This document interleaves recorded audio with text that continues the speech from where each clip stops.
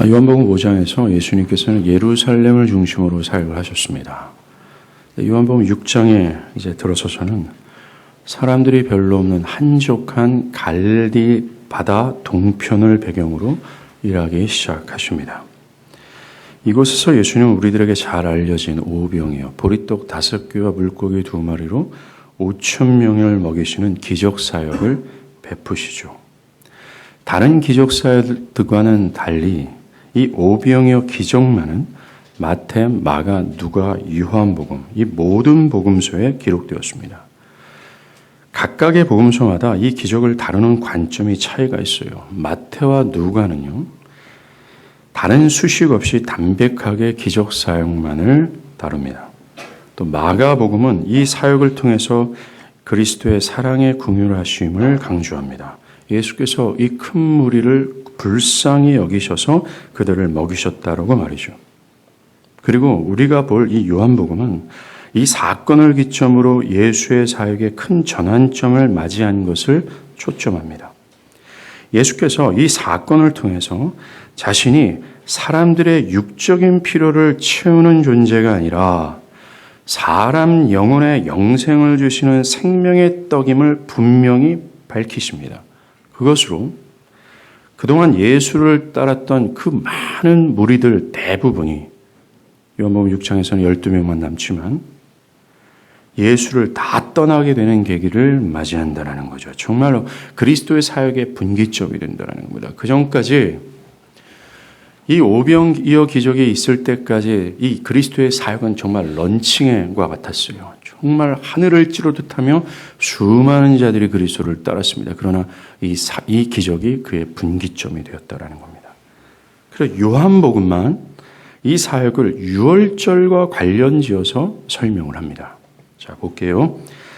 자, 예수께서 갈릴리 바다 동편으로 이동하실 때 큰 무리가 그를 뒤따릅니다. 그때를 한번 상상해 보십시오. 남자만 좋게 5,000이었다면 아이들과 여자들, 노인들을 합하면 대략 2만 명 정도로 추정할 수 있습니다.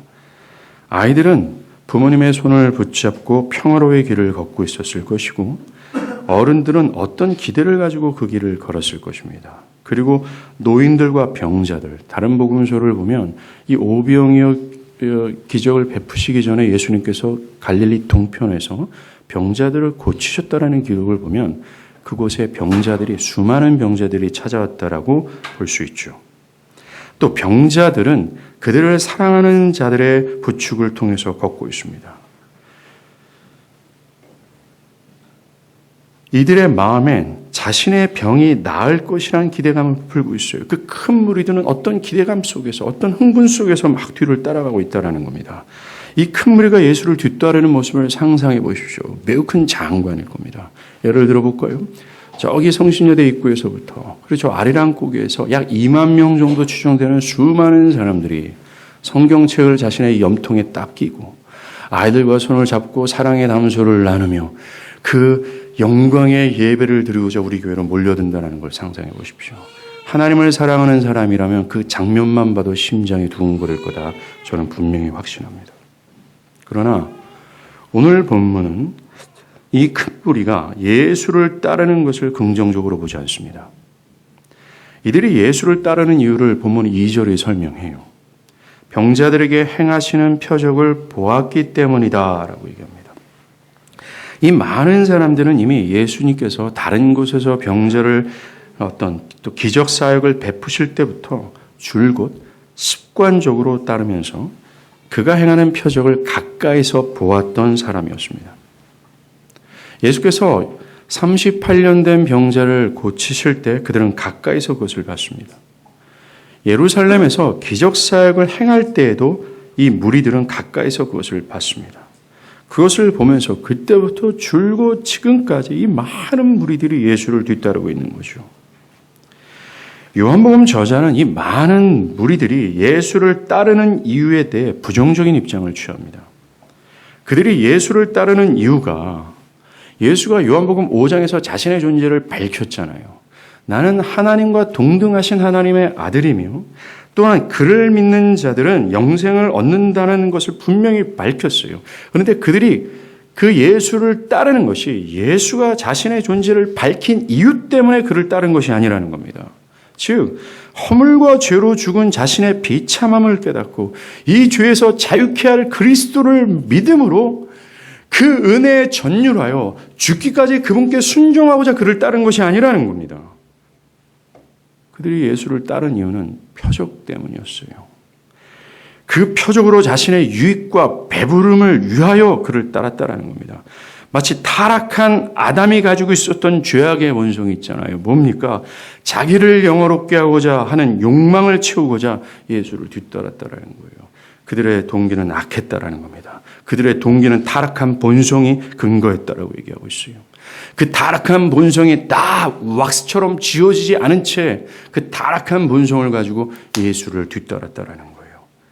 그 기적사역과 그 기적사역에서 베풀어주는 놀라운 자기유익과 자기 배부름의 이유 때문에 매혹되어 예수를 뒤따랐던 겁니다. 사실 예수님께서도 요한복음 2장 24절에서도 그런 동기로 예수를 따랐던 사람들에 대해서 신뢰하지 않았다라고 고백해죠. 즉 그들의 믿음과 신앙을 인정하지 않았다라고 얘기하는 겁니다. 그들은 거짓 믿음이었다고 요한복음 2장 24절에서도 예수님 분명히 밝혔어요. 예수는 자신의 구원자 되심과 하나님 되심의 영광을 믿음의 눈으로 봐서 자신에게 구원과 생명을 얻고자 따르는 것이 아니라면 옳지 않게 여기셨습니다. 자신의 영혼의 죄악을 깨닫고 그 죄악에서 자유하고자 하는 동기에서 예수를 따르거나 신앙을 출발하는 것이 아니라 자신의 소정의 목적이나 자신의 육적인 만족을 위해 예수를 따르는 신앙을 부정하셨어요. 그를 신뢰하지 않으셨습니다. 자신이 말한 자신의 존재를 올바르게 깨닫지 못하고 그리스도의 예수 안에 은닉되는 그 하나님의 놀라운 영광스러움에 하며 놀라며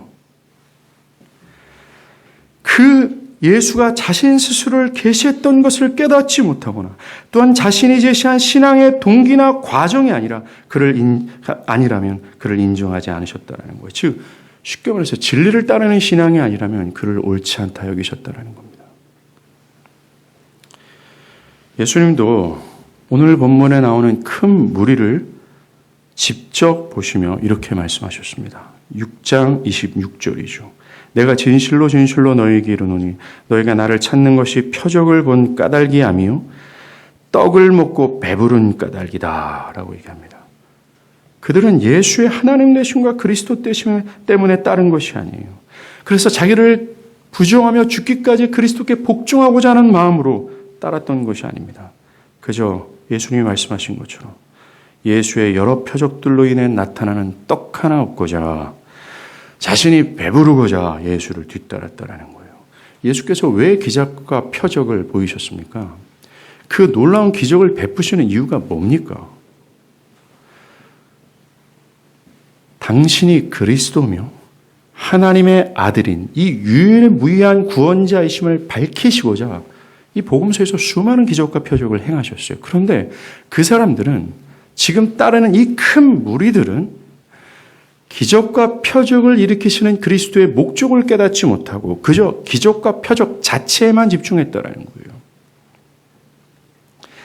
그것을 통해서 자신의 육의 양식을 얻고자 자신의 육적인 필요를 채워보고자 병고침, 또 성공하는 것, 또 사람들이 속히 말하는 어떤 복을 받으려고 자녀의 건강을 받으려고 내 심령의 위로를 받으려고 어떤 내 육적인 필요를 채워보고자 그리스도를 따르는 거예요. 정작 그리스도께서 말하고 또 죽어하자 하고 또 죽고자 하는 그 영혼의 생명 있잖아요. 구원에 대해서는 조금도 관심이 없었다라고 얘기하는 겁니다. 우리는 이런 비정상적인 목적을 가지고 예수를 따르는 자들이 매우 많았다라는 사실에 놀랍습니다. 오늘 본문 2절에서도 큰 무리가 뒤따랐다고 얘기하잖아요. 또한 이 무리들이 예수를 따르는 모습을 보면 매우 헌신적이었고 또한 열렬했다라는 것에 또한 놀랍니다. 오늘 본문 1절을 보면요. 예수님께서 디베라라는 갈릴리 바다 건너편으로 가셨다라고 기록하죠. 이 디베라라는 도시는 갈릴리 바다 서쪽을 가리킵니다. 원래 갈릴리라고 하면 갈릴리 동편이 아니라 서쪽을 가리키는 거예요.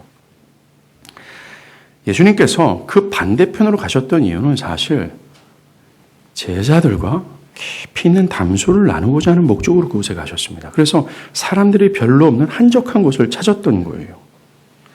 제자들과 조용한 시간을 갖기 위해서 간 것뿐인데 이 많은 사람들이 그곳까지 몰려와서 예수의 기적 사역을 보고자 할 정도로 열렬했다라는 거예요. 이 사람들 한번 보십시오. 갈릴리 서편에서 바다 건너편 동편까지 그 먼 거리를 수 킬로나 되는 거리를 자신의 생계를 내려놓고 찾아온 거예요. 자신의 사업의 문을 닫고 학업과 직장과 또는 가정을 내려놓고 따라온 겁니다. 그것도 예수님의 발걸음을 그보다 앞장설 정도로 그들의 모습은 상당히 열렬했다라는 거예요. 이런 잘못된 신앙의 동기를 가진 사람들의 신앙의 겉모습이 매우 열렬했으며 매우 헌신적이었다는 겁니다. 특별히 이런 잘못된 신앙의 동기를 가지고 매우 열렬하고 헌신했던 사람들이 다수를 차지하고 있었다는 겁니다. 다시 말해서 그 당시의 신앙의 대세가 이랬다는 거예요. 그 당시 신앙의 대세가 그런 잘못된 동기로 주님을 따라도 괜찮다라는 의미 있었다라는 겁니다. 그런 잘못된 신앙이 거짓되고 진리를 따르지 않은 신앙이 마치 진리인 것처럼 사람들에게 깊이 인식되어 있었다라고 우리는 해석할 수 있다는 거죠. 그러나 우리가 6장을 살피면서 이런 잘못된 동기를 가지고 있는 사람들의 결말을 보게 됩니다. 이 큰 무리들 중 겨우 12명만 남고 다 예수를 곁을 떠나요. 정말 이 6장에서 그 어마어마한 놀라운 기적을 통해서 당신의 그리스도와 하나님 되심을 표방했음에도 불구하고 그 2만 명이나 되는 이 많은 사람들이 겨우 12명만 남겨 다 떠난다는 겁니다.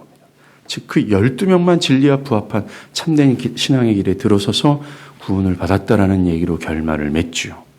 사랑하는 여러분, 이것은 앞으로의 교회 시대에서 누가 최후의 구원을 받게 될 것임을 매우 강력하게 시사해 준다 확신합니다.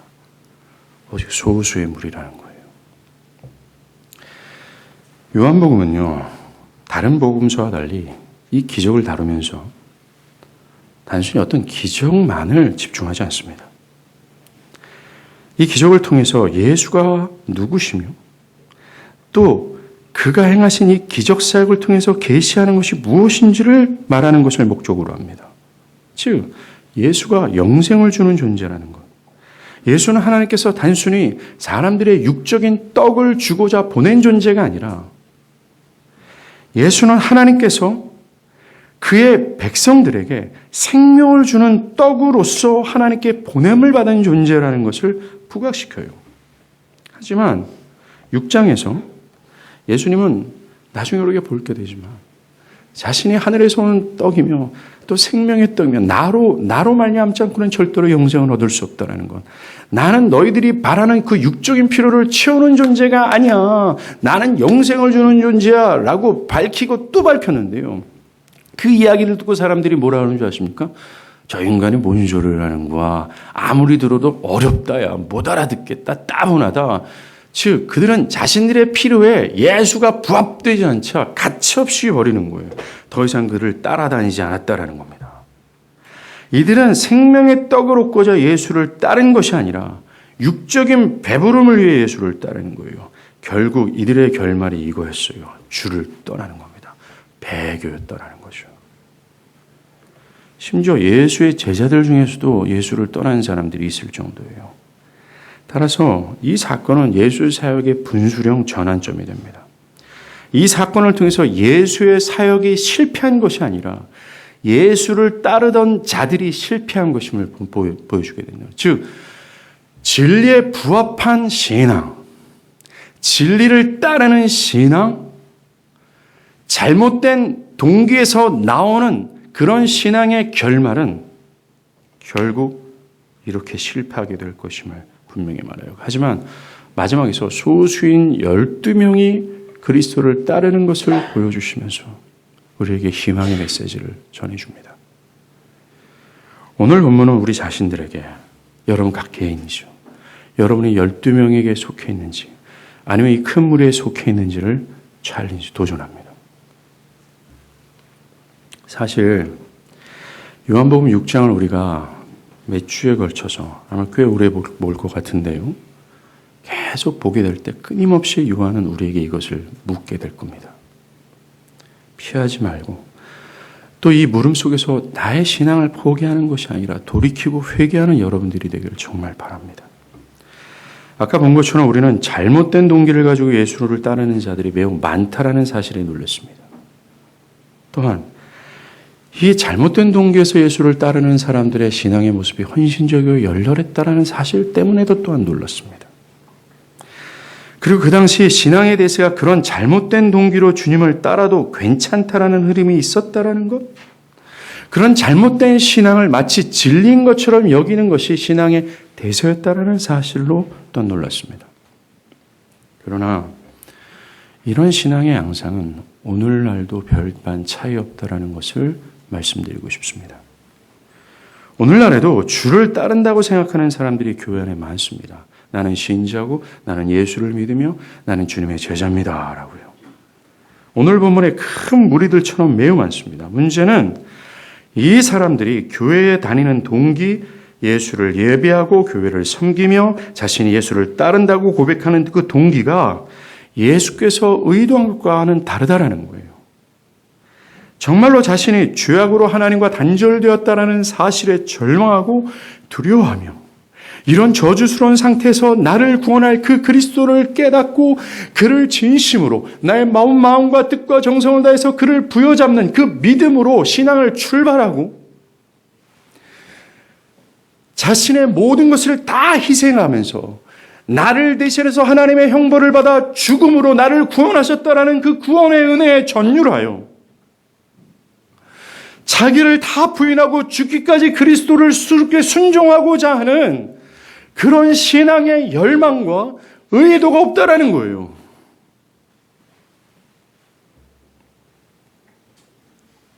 그것보다는 예수를 통해서 자기 만족과 유익을 얻고자 하는 신앙하는 경우가 허다하다라는 겁니다. 여러분들, 교회를 다니면서 누리는 이 유익이 있거든요. 얻는 기쁨이 있습니다. 예수를 쏙 빼고 신앙, 진정한 진리를 쏙 빼도 교회에서 누리는 기쁨과 안식과 평안, 이 종교가 주는 굉장한 파워가 있단 말입니다.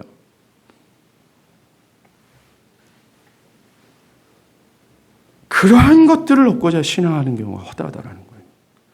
그리스도의 은혜를 깨닫고 죽기까지 그분을 순종하고자 그렇게 신앙하기보다는 자기 편의와 자기 안녕의 선을 긋고 여기까지입니다 라고 하는 신앙하는 경우가 얼마나 허다합니까?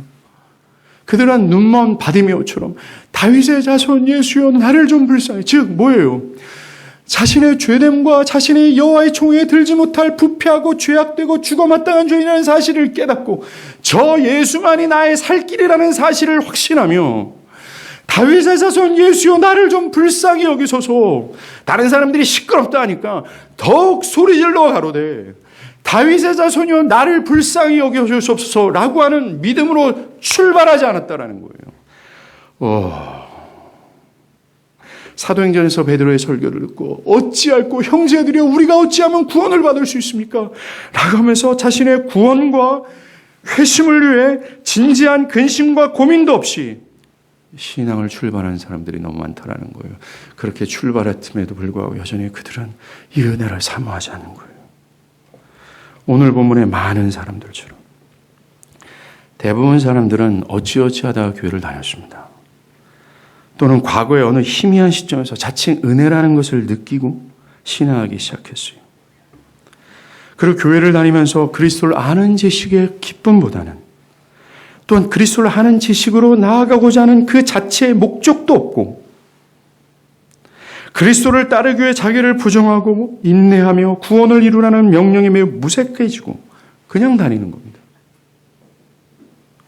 하나님과 무관해요.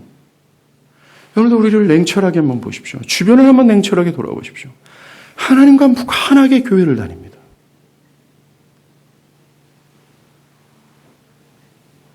하나님의 은혜의 말씀을 통해서 그 은혜를 얻고자 하는 마음, 그 말씀을 통해서 그리스도를 닮고자 하는 열망, 심지어 교회를 오고 가는 이 시간에도 하나님을 향한 기대가 전혀 없어요. 정말 비성경적입니다. 그냥 오랜 교회 역사에서 보여줬던 그 오랜 관습이 마치 진리인 것처럼 누구나 그 당시 2000년 전에 이 예수를 따르던 그들이 그 당시에 신앙의 대세가 그런 것처럼 오늘날도 신앙의 대세가 그러하면서 그 신앙의 대세가 마치 진리인 것처럼 여기며 그냥 관습에 따라 습관에 따라 교회를 다니는 것입니다. 그런데 이 사람들의 표면적인 신앙의 모습은 2000년 전의 사람들처럼 열렬하고 헌신적인 태도를 보인다는 거예요. 이들은 새벽마다 교회 가서 기도를 합니다. 퀴티를 하고 또는 교회에 많은 액수의 헌금을 드립니다. 자신 스스로도 자신의 신앙에 대해서 상당히 충분성을 느껴요. 여러분들, 이 땅에서 살아가면서 우리가 우리 신앙에 대해서 충분성을 누릴 수가 있을까요? 우리가 하나님의 진리 앞에 매일같이 선다면 이 진리가 조명해주는 이 나의 심령과 나의 신앙의 형태와 삶을 과연 자족할 수 있을까요?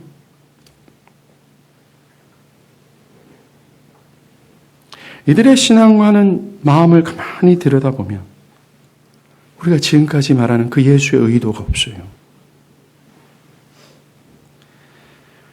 이 사람들이 그런 열렬함과 헌신하는 그렇게 헌신하고 열렬한 신앙의 동기를 살펴보면 오늘 본문에 나온 무리들과 똑같습니다. 자기 유익이에요. 내가 병이 낫고 내 자녀가 잘 되고 내 마음이 위로를 받고 내가 그 공동체에서 대접을 받고 내 의의가 공동체를 통해서 드러나며 내 뜻이 성취되고 다 나요. 나. 심지어 예배를 드리는 이 시간에도 어떻게 하는지 하나님을 영화롭게 하며 그분을 열렬히 어떻게 높일 수 있을까라는 고민보다는 이 말씀을 통해서 내가 깨닫고 내가 은혜 받고 내 마음이 기뻐지고 내 마음이 뭐가 상승하기만을 다 나 중심이 되어버렸다는 겁니다. 여러분들이 교회를 왜 다닙니까? 왜 신앙을 하시죠? 여러분들이 신앙하는 동기가 무엇입니까? 더 큰 문제는 오늘날 이런 잘못된 신앙이 대세를 이루고 있다는 거예요. 그런 잘못된 동기로 주님을 따라도 이 거짓된 신앙을 해도 괜찮다라는 이 흐름이 사람들에게 팽배해져 있어요. 그런 위선과 거짓이 마치 진리인 것처럼 사람들에게 깊이 인식되어 있다는 겁니다. 인식이 너무나 뿌리 깊어요. 나 자신이나 나 자녀가 성경에서 말하는 참된 회심이 없음에도 불구하고 그저 교회를 다니는 것으로 충분성을 느끼는 겁니다. 교회를 다니잖아요. 세례도 받았잖아요. 교회에서 성가대도 하지 않습니까? 그러면 되는 것 아닙니까? 라고요. 성경을 눈 씻고 찾아보십시오. 그럼에도 불구하고 별 문제의식이 없어요. 그럭저럭 교회를 다니면 된다는 의식에 팽배하죠. 이들을 향해 요한복음 10장에서 주님이 뭐라고 말씀하신 줄 아십니까? 이들은 양의 문으로 들어오지 않은 강도요 절도다라고 얘기합니다. 이들은 분명히 기독교 신앙의 형태를 갖추고 있어요. 교회를 다니고 성경의 지식을 알고 있습니다. 자신 또한 신앙인이라고 자부하고 있죠. 그러나 이들의 신앙은 잘못된 출발을 가지고 있어요. 이들은 참된 회개와 믿음이라는 좁은 문을 통하여 기독교 신앙에 들어오지 않았습니다. 어떻게 하냐고요? 그들의 삶과 신앙을 보면 지속적인 회개와 믿음이 없습니다. 죄와 싸우고자 거룩하고자 하는 분투가 없어요. 그저 세상의 흐름을 따라 무방비로 살고 있습니다. 주를 아는 지식으로 자라가지 않을 뿐만 아니라 주께서 말씀하시는 것을 주의 깊게 집중해서 그렇게 부합해서 살고 신앙하고자 하는 마음이 없어요. 신앙이나 주를 따르는 어떤 한계선을 그어놓고 그 한계선이 대부분 자기가 손해를 안 보는 선까지 설정하는 거죠. 거기까지만 합니다. 이 사람들은 자신들의 신앙에 대해서 별 문제를 못 느껴요. 자신의 신앙과 삶의 변화가 필요하다고 생각을 해도 그것을 위해서 수고하지 않습니다. 또한 이들은 자기를 합리화하는 데 상당히 능숙해요. 여러분들, 우리의 죄된 본성 자체는요, 자기를 변명하고 합리화하는 데 선수입니다. 창세기 3장에서 인간이 죄를 범했을 때 하나님이 아담아 너는 어디 있느냐라고 하자마자 아담이 했던 게 뭐예요? 자기 합리화, 자기 변명이었어요. 이게 죄로 말미암아 생겨난 악입니다. 똑같습니다. 신앙이 출발이 잘못된 사람들, 거짓된 신앙을 갖고 있는 사람들의 어떤 특징 중에 하나가 있다면 자기 합리화가 능숙하다는 거예요. 그들은 자신들의 처지와 상형을 변명하면서 자기를 합리화해요. 이 합리화가 분명히 무리수가 뒤따른다 해도 아랑곳하지 않습니다. 이 사람들이 말하는 게, 이 사람들이 생각하는 건 벌써 신앙의 대세예요. 다른 사람들도 그렇게 신앙하는데 뭐가 문제입니까? 그들도 별반 나와 차이 없지 않습니까? 그래도 그들의 그런 신앙의 대세보다는 나는 좀 더 진지하지 않습니까? 나라도 뭐 특별하겠습니까? 오늘 본문에 나오는 사람들도 그렇게 한 거예요. 그게 대세이기 때문에. 이렇게 교회를 다니고 교회에서 신앙하고 봉사하면서 지금처럼 여러 사람들과 즐겁게 지내면 되지 않겠습니까? 이들의 신앙과 삶은 진리에 근거한 것이 아니라, 이들의 신앙과 삶은 주님이 명령하신 것이 아니라 자신의 견해와, 즉 대세의 흐름에서 나타난 견해와 자신이 지금까지 경험했던 경험 세계에서 쌓여졌던 가치관이 그 기준이에요. 하나님의 의가 아닌 자기 의가 기준이 되어 자기 의를 충족하는 신앙을 할 뿐이라는 겁니다. 이들은 정말 세상의 시류에 따라 신앙하는 것이 맞습니다. 오늘 본문에 나오는 잘못된 동기에서 예수를 따르는 사람들이 어떻게 돼요? 아까도 말한 6장 후반부에 예수님께서 그들에게 기적을 베풀었어요. 그 왜 기적을 베푸셨는지 목적을 깨닫지 못합니다.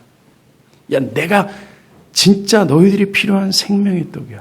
나를 따르려면 영원히 살아나기를 바래. 라는 목적으로 그에게 말씀하셨지만, 쭉 설명하셨지만 6장 60절에 여럿이 듣고 말하되 이 말씀은 어렵도다.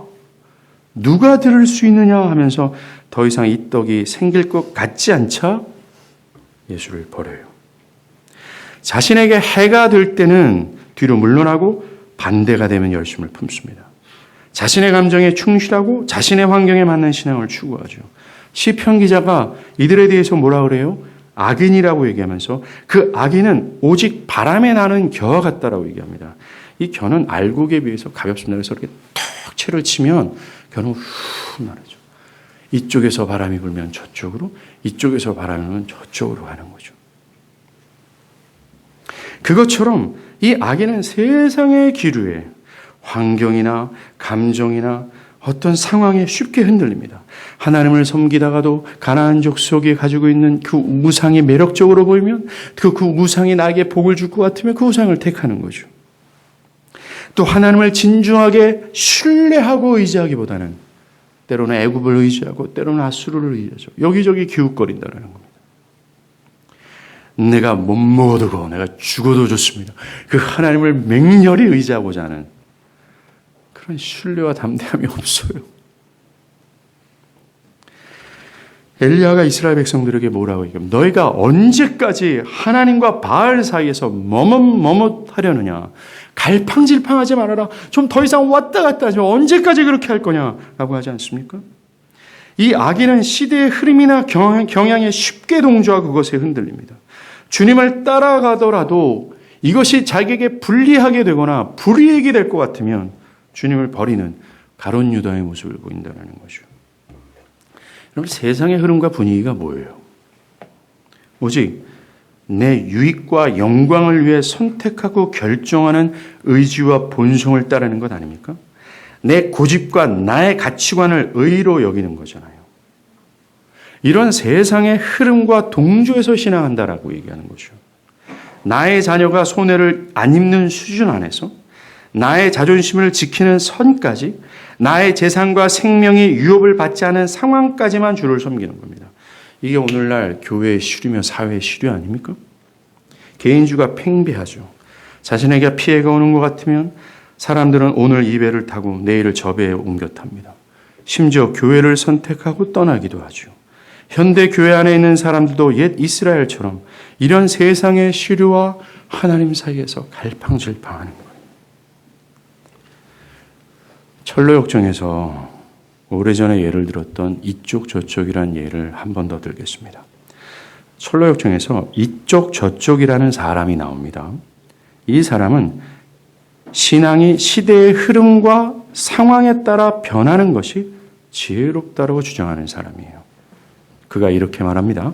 저 사람들이 누구예요? 좁은 문으로 들어와 좁은 길을 걸으며 주의 진리를 따르는 크리스찬들을 얘기하는 겁니다. 저 사람들은 황소고집을 피우면서 날이 굳어도 순례를 서둘러 떠나야 한다고 하더라고. 하지만 난 바람과 파도가 잦아들기를 기다리거든. 저들은 하나님을 위해서라면 단번에 목숨까지도 내걸 사람들이지만 난 내 생명과 재산을 지키기 위해서 가진 애를 쓴다고. 저 사람들은 남들이 뭐라고 하든 자기 의견을 굽히지 않지만 난 시류를 타고 내 안위를 지켜주는 범위 내에서 신앙을 갖지. 저들은 누더기를 걸치고 경멸을 받아도 신앙을 믿지만 난 하나님이 햇살 아래 갈채를 받으며 은신발을 신고 오실 때만 믿거든. 이쪽 저쪽을 향해서 주인공인 크리스찬이 이렇게 말해요. 저희와 같이 가고 싶다면, 이 크리스찬 어디 가고 있어요? 영원한 도성으로 가고 있잖아요. 나와 함께 같이 가고 싶다면 시류에 편성하는 일을 그만두셔야 됩니다. 그건 선생의 생각을 거스르는 일이겠죠. 은으로 신발을 신고 있든 누더기를 걸치고 있든 늘 신앙을 간직하고 있어야 하며 주님께서 쇠사슬을 묶여 계실 때도 박수갈채를 받으며 길을 걸으실 때와 똑같이 그분 곁에 있어야 됩니다. 이런 얘기를 들어도 이쪽 저쪽이라는 사람들은 자신의 신념과 고집을 버리지 않아요. 도리어 이들은 이 크리스찬과 같은 권면에 대해서 매우 과격하다. 자신들에게 신앙을 강요한다라고 그 말을 저버리죠. 이것이 현대교회 안에 있는 사람들의 대답입니다. 사람들은 이 시대의 풍조에 흔들림 없이 주님을 따라가는 것을 매우 과격한 것이다라고 얘기하죠. 그리고 그것을 강조하면서 자신들의 자유를 박탈하는 가르침이라고 여기는 거예요. 정말 저들은 시대의 흐름을 쫓아가지 못해. 시대가 지금 이런 형편인데 어떻게 2000년 전에 얘기했던 신앙을 고집할 수 있어? 라고 할 정도로 치부해버리는 거죠. 이들은 매우 어린아이처럼 풍조에 요동치는 자들이에요. 그렇게 해도 된다라고 여깁니다. 사실 오늘날 대세가 이렇지 않습니까? 사랑하는 여러분, 주님의 명령은 모호하게 우리에게 다가오지 않았어요. 주님의 명령은 우리에게 툭 던져놓고 너희가 알아서 해봐라 라고 하지 않았습니다. 주님의 명령은 너무나도 분명합니다. 이런 세상의 본성과 의지에 대해서 단절하라고. 내 유익과 영광이 아니라 자기를 부정하고 그리스도를 따라가는 것이라고. 세상의 풍조를 따라가는 것이 아니라는 이 구별되고 거룩한 삶을 분명하게 너무나 클리어하게 또는 우리가 신앙하는 목표가 그리스도의 자기부정적 성품을 닮아가는 것이라고 분명하게 말했어요. 근데 많은 사람들은 주님의 명령이 굉장히 모호하고 자기 나름대로의 견해에 따라 살아가는 것처럼 만들어버렸습니다. 당신은 그런 신앙의 스타일입니까? 나는 이렇게 하겠습니다. 당신은 그런 신앙적 견해를 가지고 있습니까? 나는 그렇습니다. 오늘날 그 누가 이 진리가 말하는 신앙에 복종하며 그것에 자기를 철저히 낮추며 외롭고 고나고 비바람을 치는 좁은 길로 가시렵니까? 누가 이 좁은 길을 가시렵니까?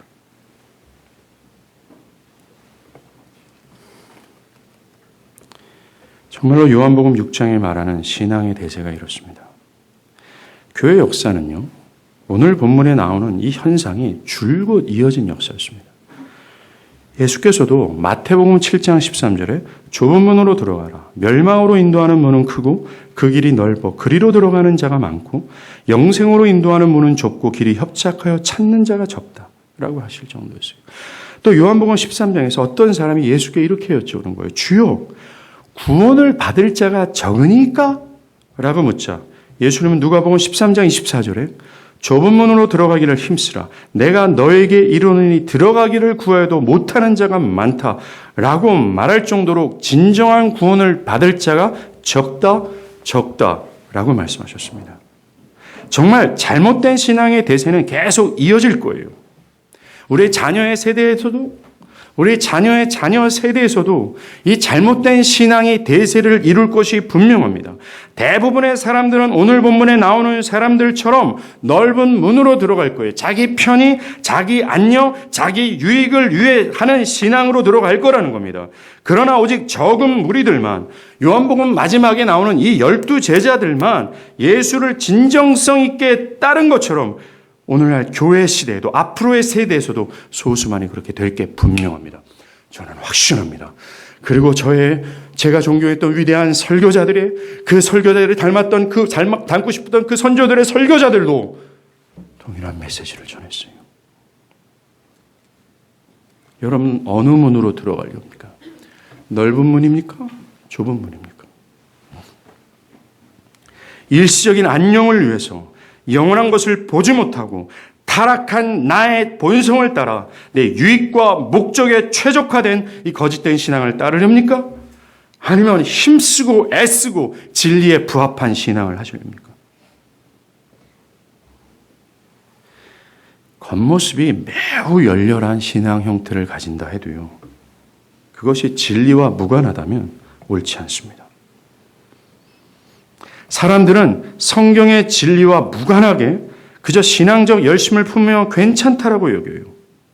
진리에 부합한 믿음, 진리를 따르는 신앙, 진리에 부합한 교회 생활 등등에 대해서는 관심이 없어요. 이들은 주님이 제시하는 바른 진리에 대해서 그것을 무시한 채 그냥 자기 의가 기준이 되어버리는 겁니다. 사람들은 각자의 종교적 경험을 통해서 형성된 자기 견해를 따라요. 그것에 부합한 신앙생활을 하는 겁니다. 오래전부터 난 이렇게 신앙생활을 했고, 그렇게 경험 세계에서 터득한 것이 마치 진리인 것처럼, 그것을 따르는 것에 아무런 문제가 없는 것처럼. 가장 믿지 못할 게 내 견해와 내 감정이라는 걸 아십니까? 마귀는 내 견해와 정신을 장악해서 하나님의 말씀을 분별하지 못하도록 하는데, 이미 마귀의 참소로 장악되어 있는 이 견해와 정신을 뒤따른다라는 것, 신앙을 위해서 얼마나 어리석습니까? 우리는 정말 이것이 진리에 부합한 선택인가? 내가 하나님의 말씀이 말하는 참된 신앙의 길을 하고 있는가?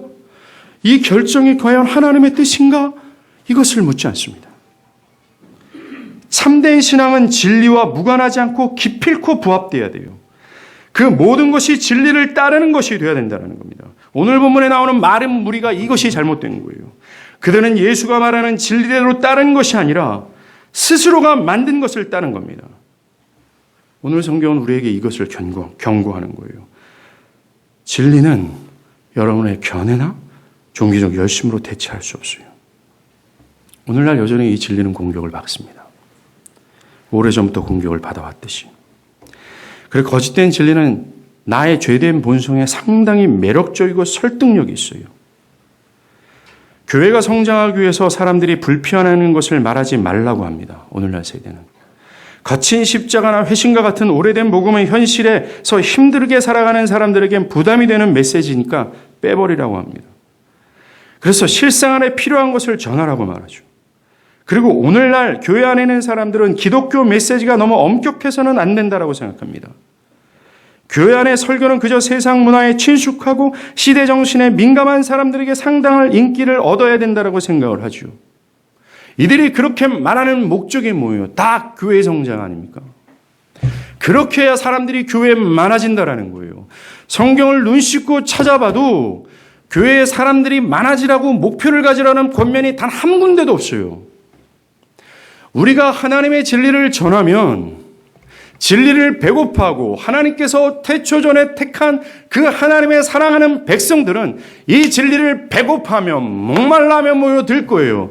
그 하나님께서 교회를 어찌어찌하게 될 겁니다. 우리는 미련하게 이것을 의지하며 살아가는 거예요. 못 먹어도 고하는 겁니다. 화투 칠 때 이 용어 쓰는 것이 아니라.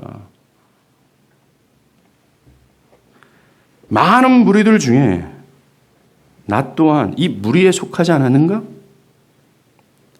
요한은 우리를 성찰케 하죠. 신앙의 출발이 올바르지 않았다면 우리 그래 포기해버리자 라는 거죠. 돌이켜 회개하여 참된 신앙으로 돌아가면 되는 거죠. 안 그러면 그 끝은 멸망입니다.